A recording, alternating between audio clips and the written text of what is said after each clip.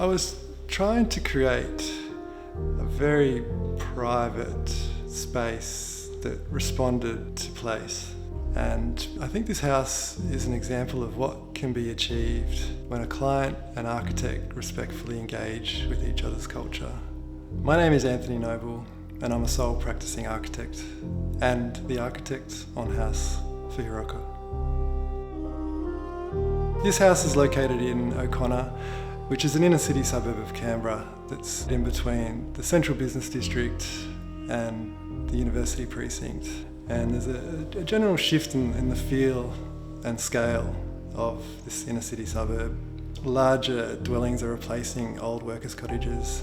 So it was quite refreshing when I was contacted by Hiroko and Kent, and their intention was to replace their tired existing monocrete home with something that was small in footprint but quite large in creative ambition. When I got involved in the project, I came and met with Hiroko and Kent on site. We often would start the meeting with a cup of tea, and that then sort of led on into discussions about the design. And that's when we decided early on to start fresh and to really capture the client's cultural ties. There were some minor communication hurdles early on, and often relied quite heavily on sketching and hand drawing to convey the concept. My name is Hiroko Yamanaka. My husband and I were the clients of that project. I grew up in a traditional Japanese house in rural Japan, and my husband spent considerable time in Japan and still has a working relationship with Japan. Our brief was that house should be modest, single story, and Japanese aesthetic to it. I specifically asked Anthony to design a Japanese bath for me. A bath time is very important for us Japanese. We usually take a bath at the end of the day to de-stress and relax. I learnt a lot from Hiroko in the early stages of this project, and two very important aspects that Hiroko raised with me early on were the celebrations of bathing and the celebrations of tea. So that became a focal part of how some of the spaces were arranged, and they became known as the tea pod and the bathing pod. The bathing pod bookends the master bedroom, and it also balances up the house, and it's composed of the deep soak bath, which sits prominently in the corner of the pod, where both sets of stacking doors peel back to reveal the northern garden. The tea pod is quite an integral part of the design.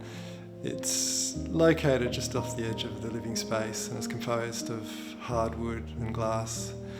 And the volume of the tea room is compressed, so entering guests have to bend over to access, which reflects a sense of humility in the process. Externally, the house is largely composed of a painted brick, but as you start to move deeper within the home, a softer, warmer palette starts to emerge.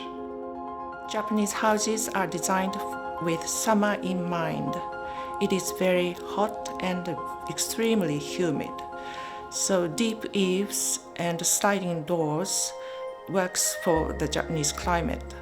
But in Canberra, we have hot and dry summer, so these deep eaves prevent the harsh sunlight comes in, but in winter, it gets really cold.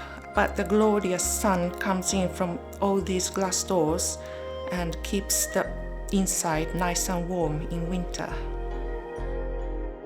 So in responding to Canberra's climate, there were a few tweaks that we had to do.